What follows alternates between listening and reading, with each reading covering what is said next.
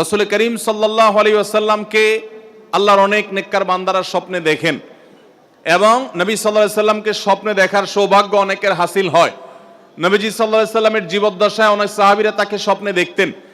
হাদিসে আসছে নবী সাল্লাল্লাহু আলাইহি ওয়াসাল্লাম বলেছেন, আমার আকৃতি শয়তান কখনো ধরতে পারে না। শয়তান সবার আকৃতি ধরতে পারলেও নবী সাল্লাল্লাহু আলাইহি ওয়াসাল্লামের আকৃতি ধরে আবির্ভূত স্বপ্নে কারোর সঙ্গে সাক্ষাৎ করতে পারে না শয়তান।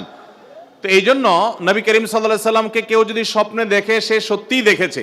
তবে এই হাদিসের ব্যাখ্যায় মুহাদ্দিস ওলামায়ে কেরামের অনেকেই বলেছেন যে এর মানে হলো নবী সাল্লাল্লাহু আলাইহি ওয়াসাল্লামের চেহারা যারা চিনতেন, যেমন সাহাবীরা, তারা নবীজিকে স্বপ্নে দেখলে সত্যিই নবীজিকে দেখছেন, শয়তান তার চেহারা বিকৃত করতে পারে না।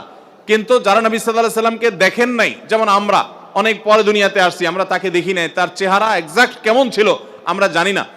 অতএব এই যুগের মানুষের জন্য সেটা প্রযোজ্য না।